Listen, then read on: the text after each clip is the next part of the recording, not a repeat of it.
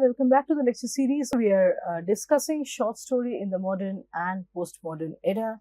Today our topic of discussion is going to be Bartleby the Scrivener, a story of Wall Street by Melville. So one of Herman Melville's most puzzling short works is Bartleby the Scrivener, and it was published anonymously in 1853 in Putman's monthly magazine. It was collected in his 1856 volume, the Piazza Tales. So it was collected in his 1856 volume, the Piazza Tales.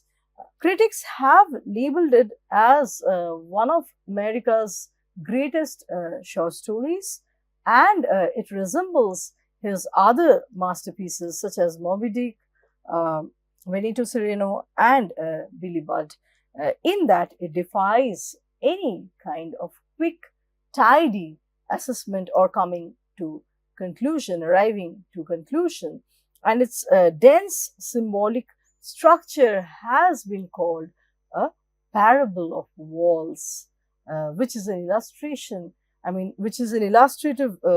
story of Wall Street's self-imposed restrictions on the human spirit. So, its dense symbolic structure has been called a parable of walls, and the symbol of wall keeps coming back in the story through the name Wall Street, and the wall that the wall like a deadlock that the protagonist Bartleby faces in his office throughout, right? The Wall Street and the wall as self-imposed restrictions on the human spirit.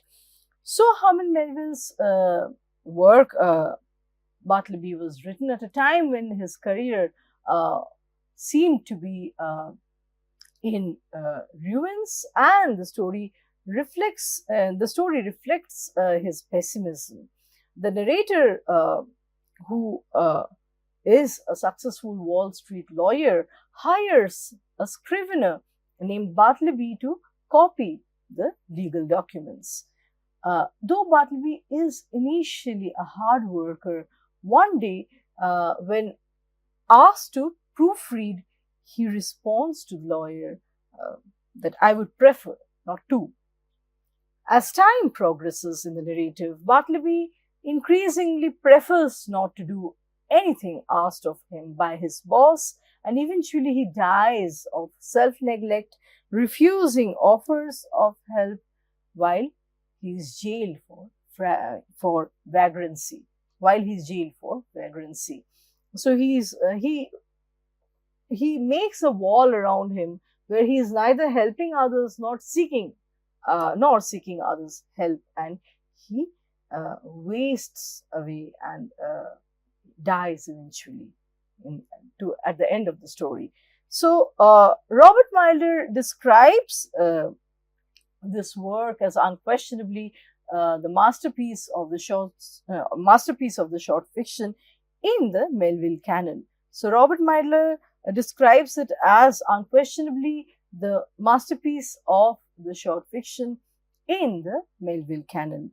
The narrator and the text do not explicitly tell us the reason why Bartleby is behaving in a certain manner, and so his behavior is open to the reader's interpretation. Bartleby shows classic symptoms of depression. According to many psychoanalytical readings, Bartleby shows classic symptoms of depression, especially his lack of motivation in life. He is an inert, passive individual and good at the work he agrees to do, till he starts to refuse and he prefers not to work, and he refuses to divulge any personal information to the narrator, who is also his boss. Bartleby's death is consistent with various typical symptoms of depression. So Bartleby has been interpreted as a psychological double for the narrator himself that criticizes the sterility, impersonality, and mechanical adjustments of the world which the lawyer inhabits. Until the end of the story, Bartleby's background is unknown. So, other than for his dimension of life as a scrivener, so the professional dimension of his life, the reader or the narrator, who is his boss, the lawyer, have no way of knowing any other facets of Bartleby's life. So, one could read this story in a way where Bartleby is purely a figment of the narrator's imagination, that Bartleby is the narrator's brainchild. In fact, the narrator screens of Bartleby in a corner in the office, which has been interpreted as symbolizing the lawyer's compartmentalization of the unconscious forces which Bartleby represents. So, through introduction of Bartleby in the story, it becomes the narrator's journey from the prosaic, from the mundane, to discovering, to facing up to some aspects within himself, some unconscious forces within himself, and discovering new possibilities within himself. So Bartleby might be a kind of Bartleby might stand for the suppressed possibilities inside the lawyer, inside the lawyer's persona, the undiscovered, unconscious dimensions of the lawyer himself. So, psychoanalyst Christopher Bolas states that the main focus of the story is the narrator, whose, I quote, willingness to tolerate Bartleby's work stoppage is what needs to be explained. As the story proceeds, it becomes increasingly clear that the lawyer identifies with his clerk. To be sure, it is an ambivalent identification, but that only makes it all the more powerful, unquote. Now, Bartleby's employer provides a first-person narrative of his experiences working with Bartleby. He portrays himself as a kind and generous man. Once again, there is a lot of pomposity, a lot of complacence, and self-congratulatory attitude in considering himself as the ideal boss, and constantly wanting to help Bartleby, however, in his own terms. What he considers as help may not be seen as so, may not be seen as such by Bartleby. So when Bartleby's work ethic declines, the narrator allows his employment, his job to continue, and the narrator, the boss, throughout portrays himself as a tolerant man towards all his employees. We have these other two employees apart from Bartleby, who are named Turkey and Nippers, and they are confrontational in the afternoon and morning alternately.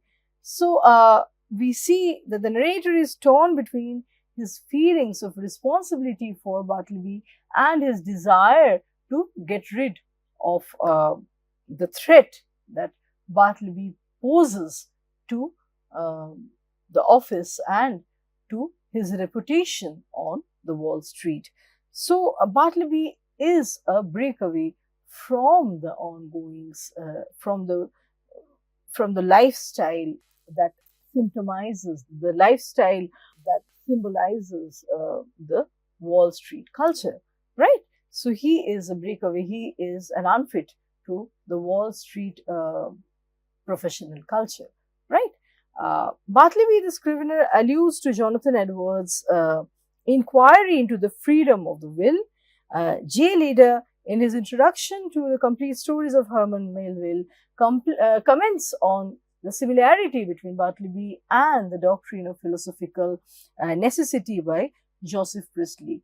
Both Edwards and Priestley wrote about free will and determinism. So Edward states that free will requires the will to be isolated from the moment of decision, in which case Bartleby's isolation from the rest of the world enables him to be completely free in the true sense, where he has no transactional relationship with the world, neither does he give, nor does he abide by commands or demands from his boss.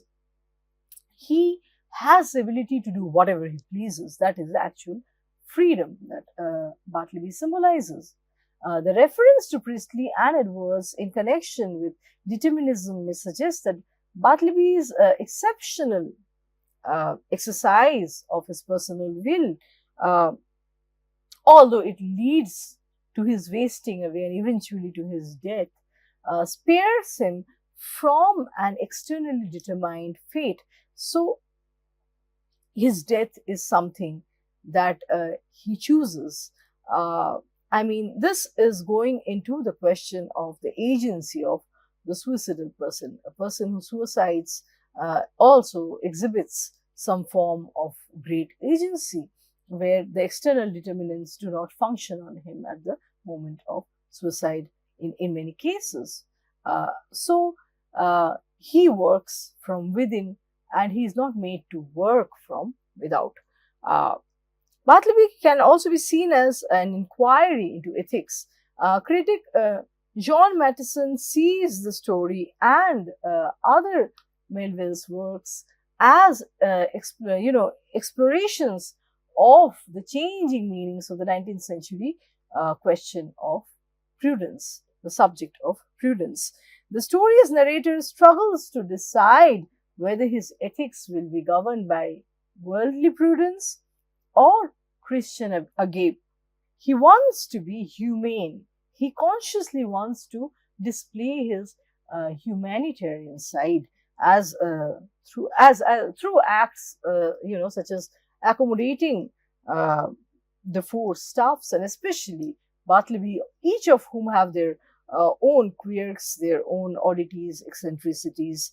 However, his behavior conflicts with the newer pragmatic and economically based notion of prudence, which is rather supported by changing legal theory. So, to accommodate the oddities of one's subordinates is a very past decade notion of prudence and ethics. To possess or to posit prudence based on pragmatism and economic cognizance and economic practicality supports the current understanding of prudence and ethics. So the 1850 case Brown versus Kendall, which happened 3 years before the story's publication, was important in establishing the reasonable man standard in the US. And this man of reason keeps coming back to confront and to lure the psyche of this lawyer boss in the story, the narrator in the story. And so the reasonable man standard, it emphasizes the positive action that is required to avoid any sort of negligence. Bartleby's passivity has no place in a legal and economic system that increasingly sides with the reasonable and the economically active, the economically viable, and the question of productivity, the productive individual.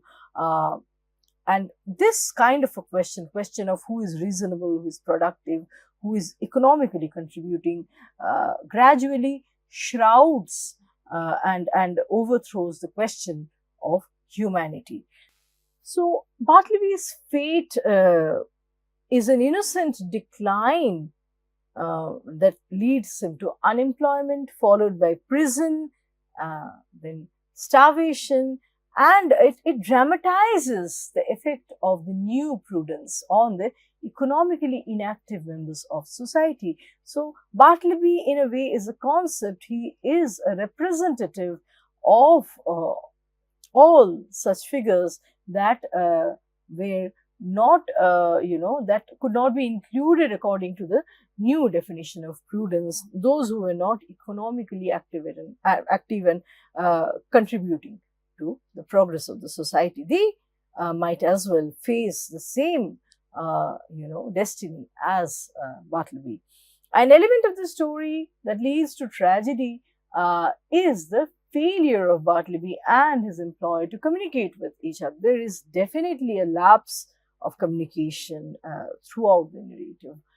So, in one instance, Bartleby simply stops following orders. From one day, suddenly Bartleby stops following orders. From this point onward, his relying on any order or request is his, response to. So from this point in the story and in his life, Bartleby's response to any order or any request made to him is passive resistance. But the rebellious employee seems either unable or unwilling to explain what motivates this sudden rebellion, this sudden passive resistance. On the other hand, we have the lawyer, his boss, who is evidently unable to comprehend that Bartleby may have his own may have his own reasons to defy the orders being made to him. The employer's refusal to accommodate Bartleby or his needs is what leads to Bartleby's tragic end. So this crack, this lapse between what the boss orders and how Bartleby cannot carry it out, cannot implement, contains the contains the kernel of the future where Bartleby is going to die. He does not fit into the Wall Street professional culture and the new notions of ethics. The setting of the story is symptomatic of emotional ghetto, and there is this bustling commercial center where people stride to and from work and discuss the upcoming election. In the office, the narrator erects a folding screen appropriately tinted green, the color of money, to separate Bartleby, who is a mundane worker, from himself, and he being a pompous, smug attorney. There are other barriers too in the narrative, in the story. There are other barriers too in the story, such as the black and white walls visible from the office windows and the dead wall of the prison yard. Like I said at the beginning of this discussion, the walls, the symbol of the walls of a deadlock, beyond which the horizon cannot be seen. The horizon has kind of come to the individual and hemmed the individual in, becomes very, very important, and it's a recurrent, it's recurrent throughout the story. Bartleby deliberately seeks out in a perpetual confrontation with some immovable, insurmountable objects. The walls symbolize the insuperable situation that hems him in till he dies, and it is suggestive of the unchanging task expected of a copyist, of a scrivener. What happens?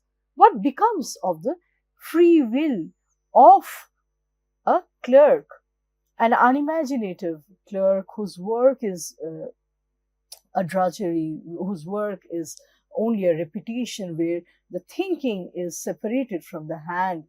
The hand functions on its own. It just copies day after day till it loses its capacity. The person loses its capacity to think freely, respond freely, and act freely.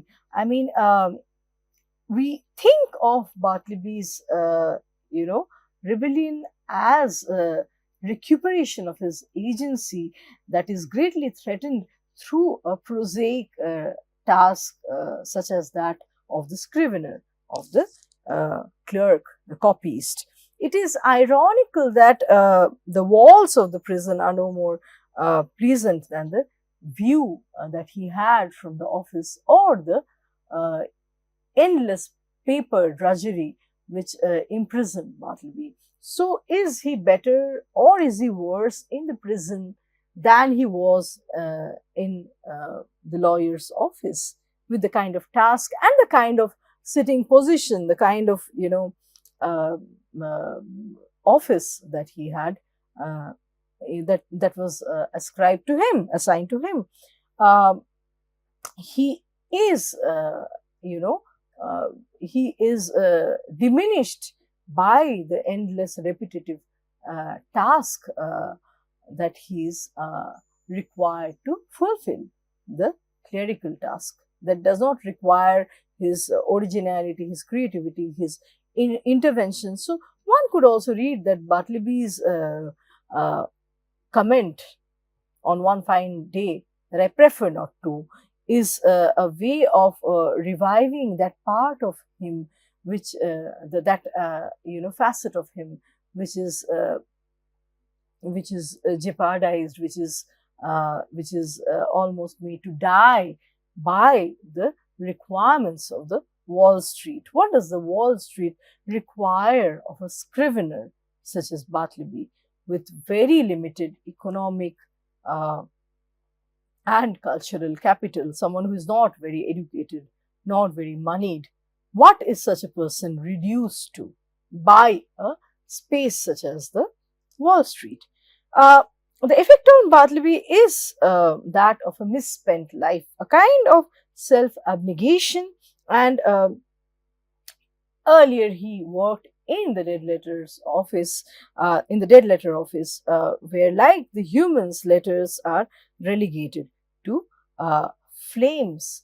And so, Bartleby is also like those dead letters. He's incapable of changing, and he willingly embraces some sort of nothingness. So the story's existential overtones spotlight Bartleby as an apathetic, indifferent rat in an unfathomable maze, as he eventually dies in a cheerless cul-de-sac, walled place, as a result of uh, a total emotional dysfunction that is happening inside of him.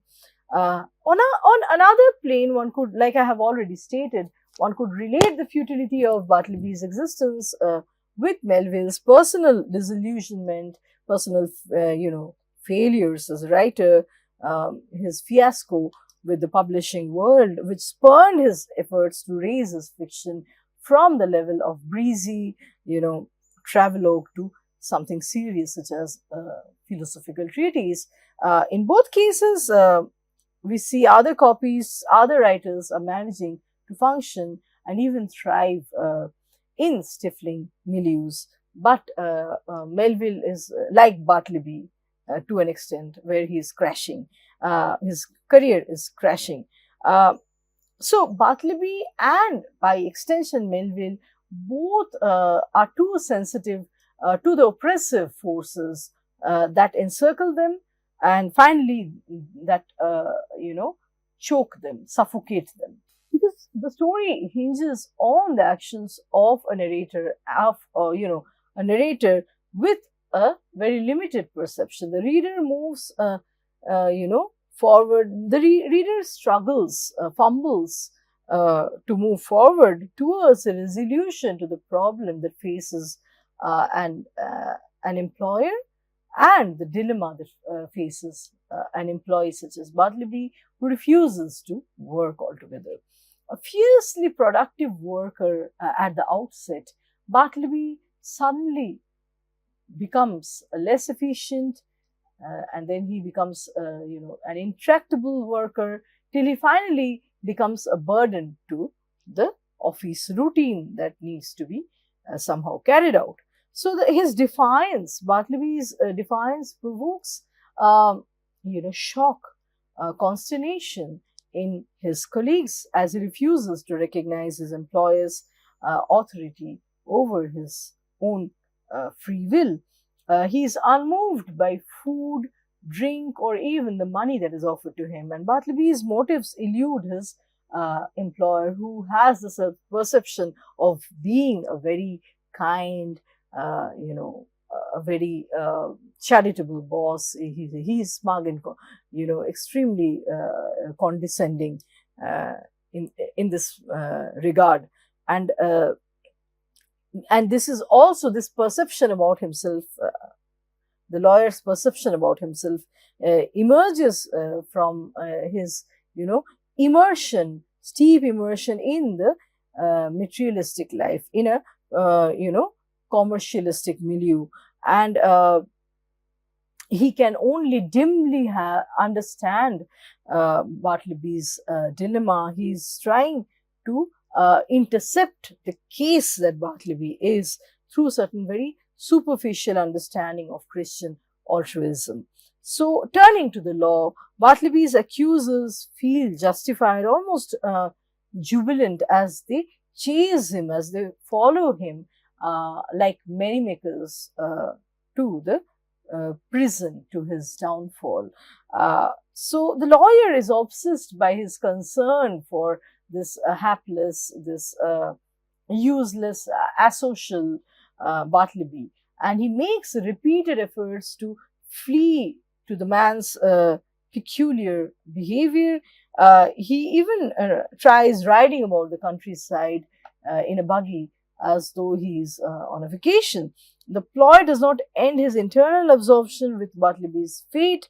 He is drawn back to the prison after his initial visit and arrives shortly after Bartleby's death. So he goes, visits Bartleby in the prison, and then again arrives shortly after Bartleby's death and finds him already cold.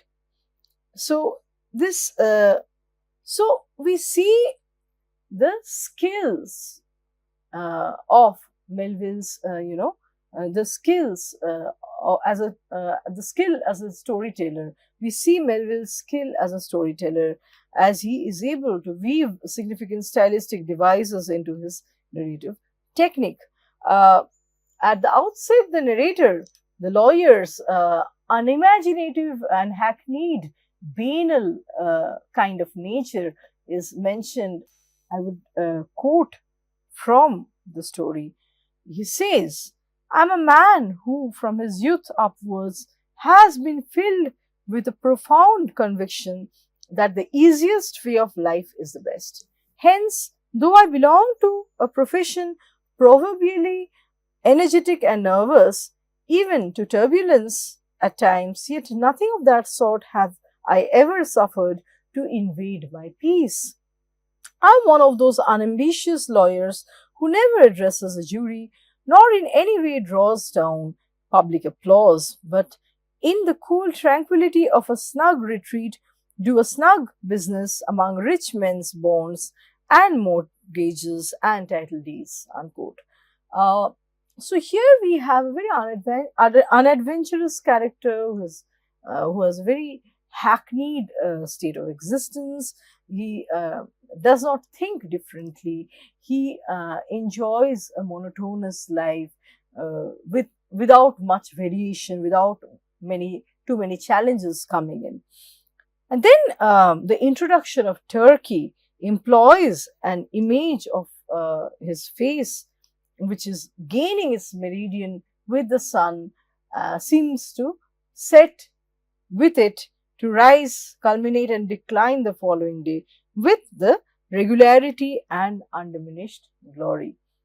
So the mood of Turkey, another employee in his office, is compared with the rising and the setting of the sun, the entire trajectory of the sun in the course of an entire day.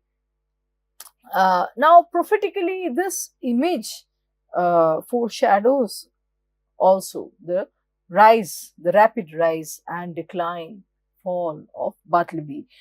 Now, the dialogue between Turkey and the boss, the lawyer, and Turkey's concluding remark, I quote, "We both are getting old," unquote, foreshadows the lawyer's perception that he has more in common with his subordinates, with these ordinary, uh, you know, scriveners and clerks working under him, than he may ever realize. So, there is this commonality where his subordinate and him are both getting old. This is the inevitable fate for everyone, regardless of the status one holds in the society, the social position one enjoys.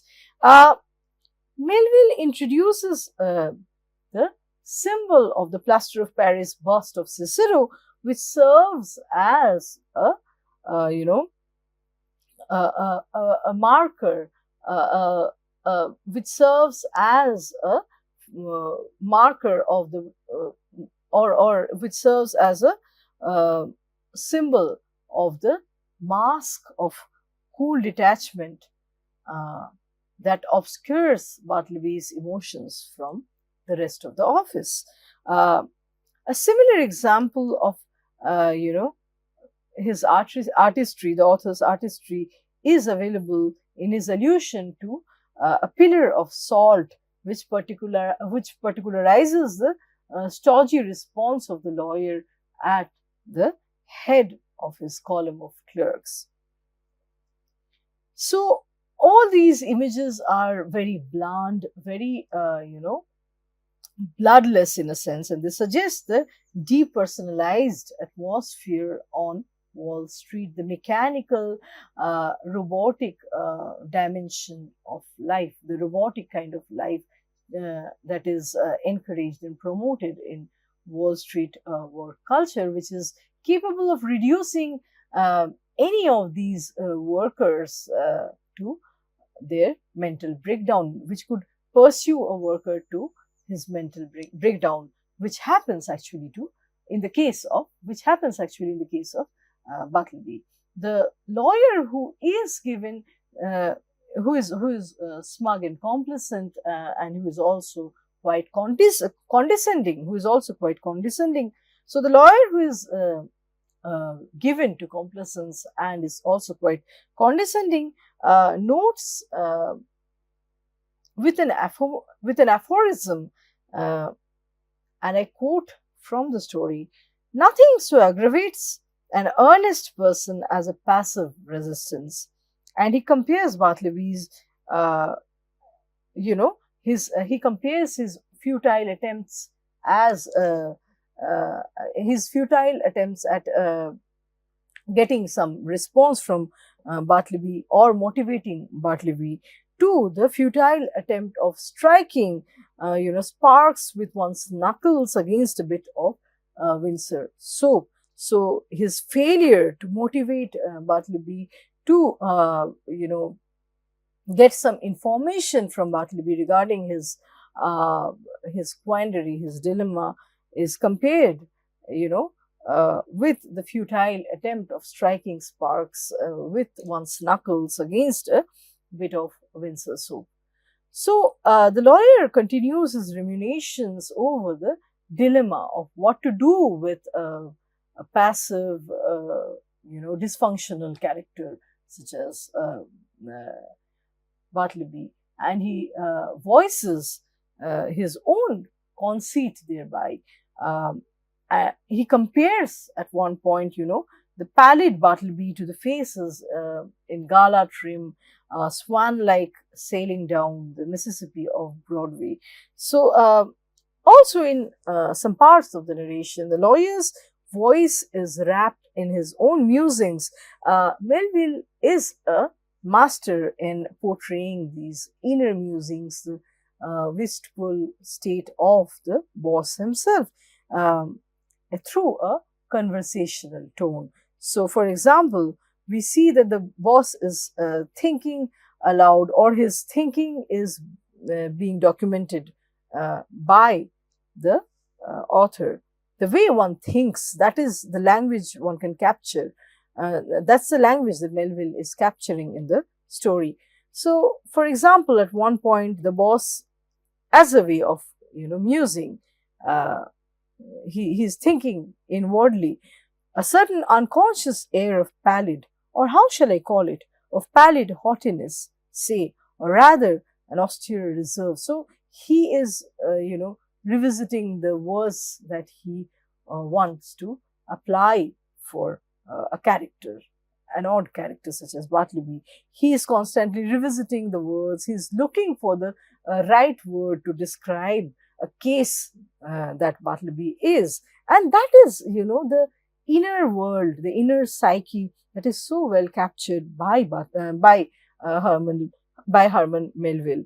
So the author notes a personal, a personified feeling, a superstitious knocking at the heart, which halts his urge to lash out at Bartleby. So many a times he feels like lashing out, but he also controls himself, and many a times he goes to the extent of calling Bartleby as a stubborn mule, and he hopes that he was gone, departed. He was.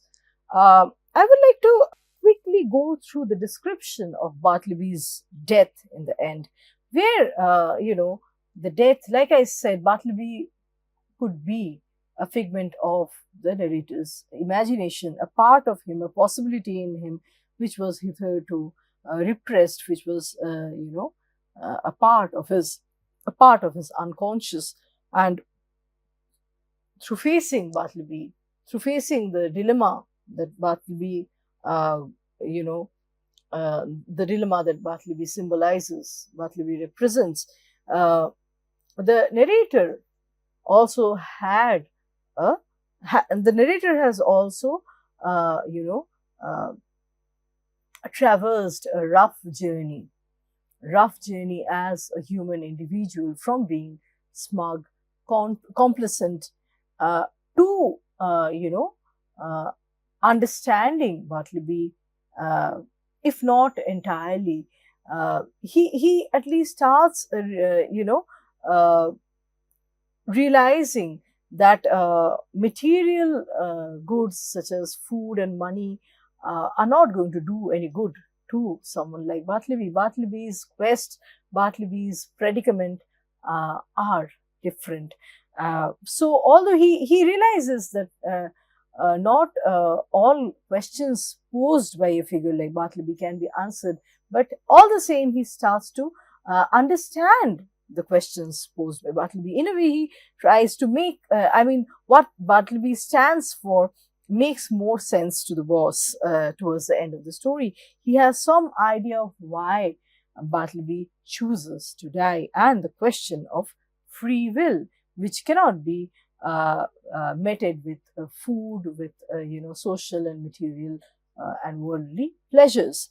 So here, for the description of Bartleby's death, Melville writes, I quote, "Strangely huddled at the base of the wall, his knees drawn up and lying on his side, his head touching the cold stones, I saw the wasted Bartleby, but nothing stirred.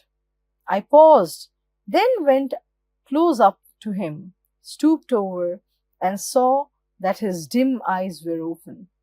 Otherwise, he seemed profoundly sleeping. Something prompted me to touch him.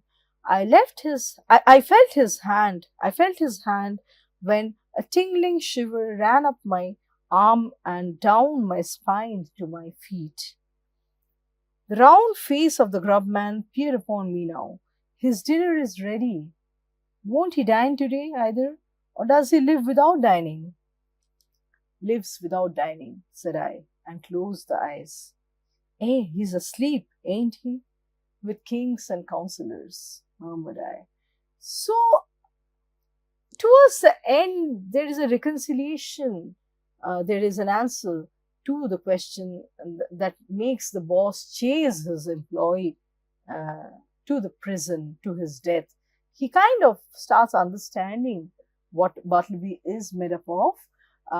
He is reconciled with his own suppressed unconscious.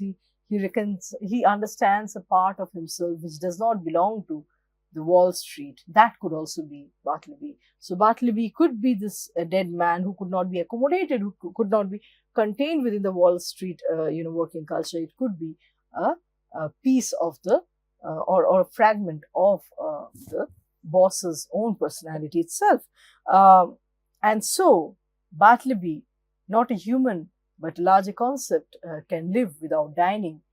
He is outside of the mundane coordinates of he's outside of ordinariness. He's dying with his eyes wide open, eyes that are staring at the wider horizons, reaching out to the wider horizons, seek for something beyond the walls that try to constantly immure the postmodern self, the external determinants that try to curb, that try to tie down the postmodern self. The wide open eyes are looking for something else, somewhere else, beyond what the immediate, mechanistic society has to offer. And a man who is so, eccentric, and who is so larger than life, who is almost a king in his own terms, who lives by his own terms and conditions, can only, sleep with kings and counselors. He is larger than what the life, the material life has to offer to him. And so, in the end, the boss kind of understands the predicament. It's an ethical predicament, and says that a man like Bartleby is, he only fits among kings and counselors. He's not meant to fit into the regular life, the repetitive life of a scrivener in a space such as the Wall Street. Uh, we also need to quickly look at the earlier job of Bartleby. Earlier, Bartleby had worked as a subordinate clerk in a dead letter office, and this job comprised receiving all such letters that could not reach their destination. They returned unreceived from their destination. And in the narrator's words, dead letters. Does it not sound like dead men? Conceive a man by nature and misfortune prone to a pallid hopelessness. Can any business seem more fitted to heighten it than that of continually handling these dead letters and assorting them for the flames? For by the cartload they are annually burned. Sometimes from out of the folded paper the pale clerk takes a ring, the banknote sent in swiftest charity, he whom it would not, he whom it would relieve, nor eats nor hungers any more. Pardon for those who died despairing, hope for those who died unhoping, good tidings for those who died stifled by unrelieved calamities. On errands of life, these letters speed to death. Unquote. So, a kind of frustration that might be, seething inside of Bartleby from his earlier job. The nature of the job, as the narrator describes, comprises, it's a dead letter office, letters that have, almost hit the dead wall, the dead end. There were no recipients, or they reached after the recipient died, moved to another place, navigated, or reached after the letter had no relevance anymore. And so they come back. They come back with a lot of questions, with a lot of hopelessness, incomplete stories. And when they are piled up and burned, it is that kind of almost, it's the death of the letters signify the death of something inside of the man working in that office. Many hopes, many emotions, human feelings die with these letters that were not received, because a lot of investment might have been made towards writing a letter, towards posting a letter, There are expectations attached with the letter too. So working in a letter office is like the letter never making it to the right place, to the right person.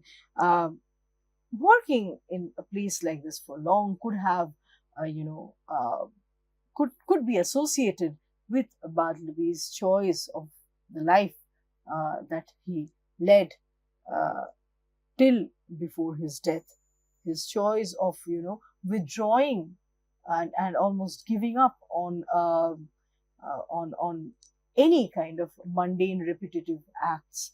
He chooses to recoil. He chooses to uh, you know kind of uh, cocoon cocoon up and just become an unsocial self, right? The dead wall facing Bartleby's desk at the lawyer's office symbolizes this lingering depression and emptiness building inside of Bartleby, and the Wall Street is unable to contain, to accommodate, and understand, to crack this inner vacuum, this inner, nothingness. Uh, the story ends with the narrator's exclamation, "Ah, Bartleby, ah, humanity." With this, I'm going to end today's discussion, and we will meet again with another round of discussions and another short story. Thank you.